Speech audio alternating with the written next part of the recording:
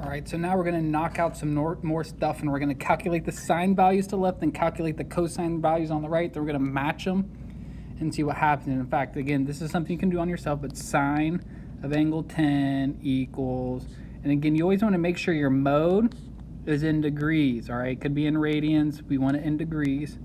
But sine of angle 10 is 0.173.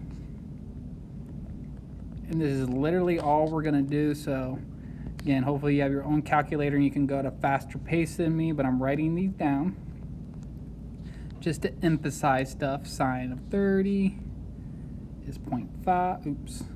Sine of 30 is down here. I didn't go in order. Ha ha ha. I tried to trick you guys. I actually tricked myself. Sine of 50 is 0.766. Sine of 70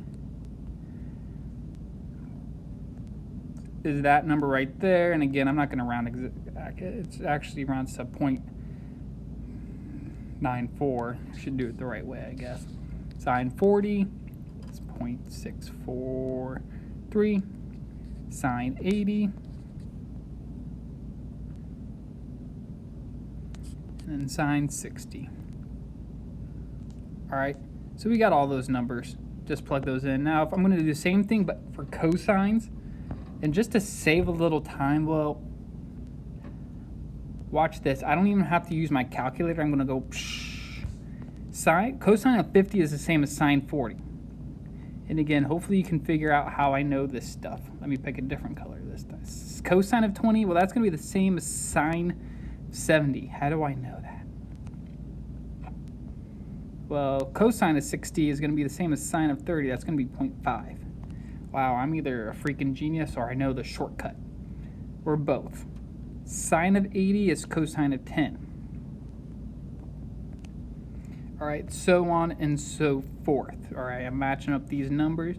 Now, if you notice, how am I matching these up?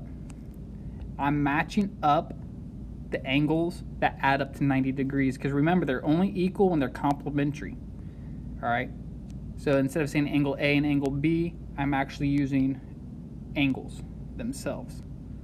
All right, cosine of 30 should be the sine of 60. All right, I'm adding up the ones that add up, or I'm matching the ones that add up to 90 degrees. All right, we even write up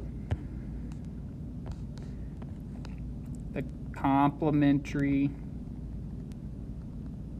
angles, because that's what we call angles that up to 90 degrees. Complementary angles equal.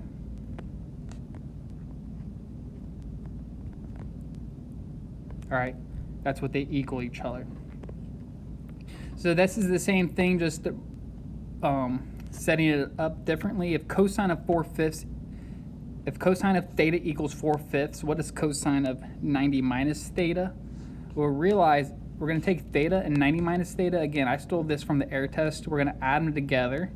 Notice that theta plus 90 minus theta equals 90. They're complementary. And since they're complementary, they're going to equal the same thing. So again, the air test, it's a good test. It's a fair test. Nothing to be scared of. But sometimes they word things quirky, very specific rules. It's just 4/5. It's the same thing, right? Theta, 90 minus theta, they're complementary, so they equal each other. If sine theta equals 15 over 17, what is cosine of 90 minus theta? Again, same problem, just presented differently. These two angle measures, they're generic measures, theta and 90 minus theta, but these generic angles are complementary. So sine and cosine will equal each other. It's just 15 over 17. All right, cool. All right, again, more problems. This problem is going to make you think a little bit. Frank wants to draw a triangle such that the following conditions are true. The area of the triangle is not 6, but cosine of angle A is 0.6. All right, so this seems a little bit tricky. Let's just press pause. All right, how do I attack this problem? I don't really know. I'm going to just start off by drawing a triangle. Am I going to draw it the best way? Who knows? But let's call this A, B, and C. All right, this problem right here, we have with respect to angle A. All right, we have the adjacent side, we have the opposite side, and this is always the hypotenuse. All right, so cosine of angle A is adjacent over hypotenuse. And that equals 0.6. All right, now watch this. I'm just going to go with the absolute easiest. That's a decimal. I'm going to transform that decimal into a fraction by writing 6/10. All right, so cosine of angle A equals 6/10. All right, so that means that this side is 6, this side is 10. I need the area of this triangle. Okay, well, area is going to be base times height. So now I need to figure out the opposite side. Oh, crap. Now I got to use Pythagorean theorem. Oh, man, this problem's super hard. I'm a jerk for making you do this problem. Too much work. All right, but nonetheless, we'll just call this, we'll call it cursive O for fun. All right, so 6 squared plus cursive O squared equals 10 squared.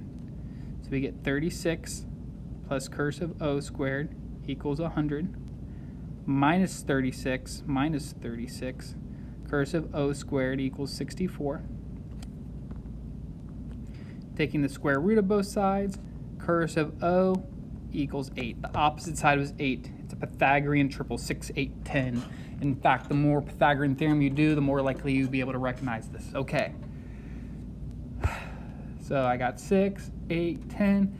So let's see if I actually drew a right triangle where the area is not 6 and the cosine A is 0.6. Well, the area of this triangle, area is 1/2 base times height. And in this case, the base was 6, the height was 8. So I'm going to get 48 over 2, which is also known as 24. So check, I did it. Woo, hooray.